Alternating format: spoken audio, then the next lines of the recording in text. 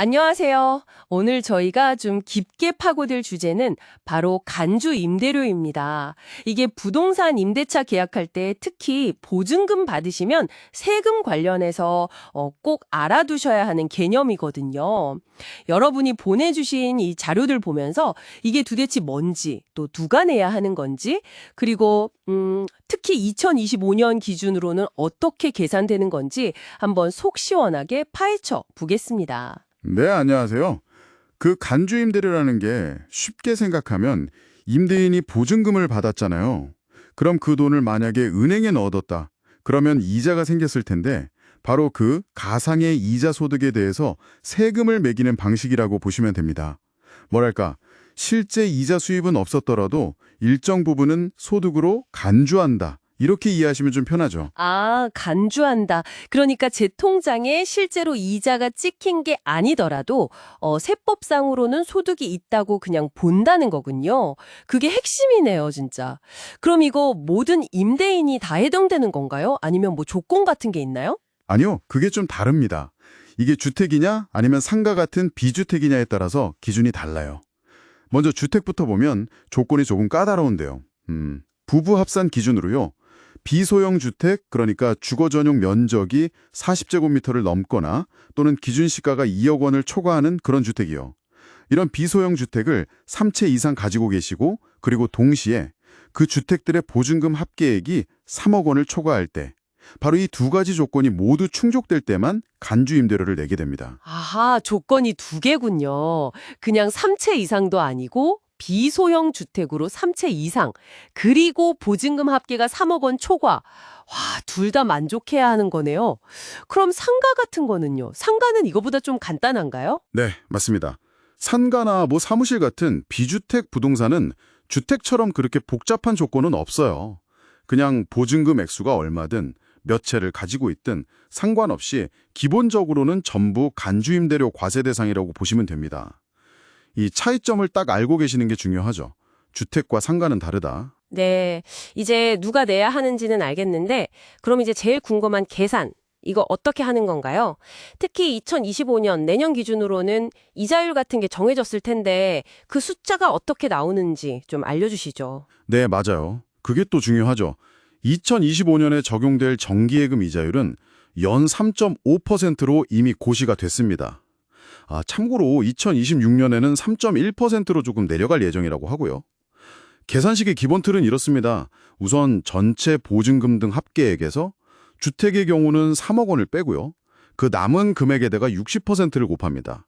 그리고 여기에 아까 말씀드린 정기예금 이자율, 즉 3.5%를 곱하고 마지막으로 임대한 일수 비율, 임대일수 나누기 365를 곱하는 거죠. 잠깐만요. 위 60%만 곱하나요? 보증금 전부가 아니고 딱 60%만요? 이유가 있나요? 네. 좋은 질문이십니다. 그게 이제 보증금 전액을 임대인이 받아서 전부 다 예금하거나 투자해서 수익을 내는 건 아닐 수 있잖아요. 현실적으로 보증금 받은 걸로 금융비용을 낸다거나 다른 데 쓸 수도 있으니까요. 그래서 그 보증금의 한 60% 정도만 운용해서 이자 소득이 발생한다고 좀 현실적으로 봐주는 거죠. 그렇군요. 네네. 약간 현실적인 부분에 반영한 거네요. 알겠습니다. 그럼 이해를 돕기 위해 혹시 예를 들어서 한번 계산해 주실 수 있을까요? 네, 그럼요. 예를 들어보죠. 어떤 부부가 비소형 주택을 3채 가지고 있고 보증금 합계가 총 5억 원이라고 가정해 볼게요. 그리고 1년 365일 내내 임대를 했다면 먼저 주택이니까 3억 원 공제를 하죠. 그럼 5억에서 3억 빼서 2억 원이 남습니다. 이 2억 원이 계산 대상 금액이고요. 여기에 아까 말한 60%를 곱하면 1억 2천만 원이 되죠. 그리고 마지막으로 2025년 이자율인 3.5%를 곱하면 420만 원이 나오네요. 바로 이 420만 원이 그 해의 간주 임대료 수입으로 잡히는 겁니다. 그리고 만약 주택이 여러 채라면 보증금 적수가 가장 큰 주택부터 순서대로 3억 원을 빼서 계산하는데요. 여기서 적수라는 건 단순히 보증금 액수만 보는 게 아니라 그 보증금이 며칠 동안 유지되었는지 그 기간까지 곱해서 계산하는 방식이에요. 좀 더 정확하게 하려는 거죠. 와, 420만 원이요? 이게 실제 손에 쥔 돈은 아닌데도 소득으로 잡히는 금액이 생각보다 꽤 되네요. 와, 이거 임대 사업 하시는 분들은 진짜 예산 짜실 때 꼭 염두에 두셔야겠어요. 혹시 그 외에 또 좀 알아두면 좋을 만한 점들이 있을까요? 네, 몇 가지 더 짚어드릴게요. 만약에 월세 수입도 같이 있으시다면 이 간주 임대료 계산한 금액이랑 월세 수입이랑 합쳐서 총 임대 수입 금액으로 종합소득세 신고를 하셔야 하고요. 그리고 만약 주택이 공동명이다. 그러면 지분율대로 간주 임대료도 나눠서 각자 계산하고 신고해야 합니다. 그리고 간주 임대료 자체에 대해서는 세금 계산서를 발행해야 할 의무는 없고요. 종합소득세 신고할 때 그냥 반영만 하시면 됩니다.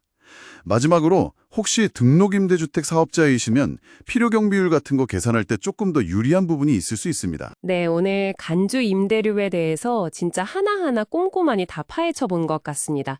요약하면 일정 조건, 그러니까 비소형 주택 3채 이상 소유하면서 보증금 합계 3억 넘는 경우, 혹은 모든 상가 임대 보증금에 대해서는 실제 이자가 없어도 가상의 이자 소득을 계산해서 과세하는 제도라는 점, 그리고 제일 중요한 것 중 하나가 2025년에 적용될 이자율은 3.5%라는 거였죠. 네, 해당되시는 분들은 진짜 미리 한번 계산해 보시는 게 좋을 것 같아요. 네, 맞습니다. 마지막으로 이런 질문을 한번 던져보고 싶습니다. 이 제도는 결국 정부가 정한 간주된 이자율, 그러니까 2025년에는 3.5%라는 고정된 수치를 적용하잖아요. 근데 실제 시장의 은행 예금 금리라든지 아니면 임대인이 그 보증금을 받아서 다른 데 투자했을 때 얻는 실제 수익률은 이 3.5%와는 당연히 다를 수 있거든요. 이렇게 딱 고정된 이자율을 적용하는 방식이 과연 실제 경제 상황이나 또 개인의 실제 수익 상황을 얼마나 잘 반영하고 있는 걸까?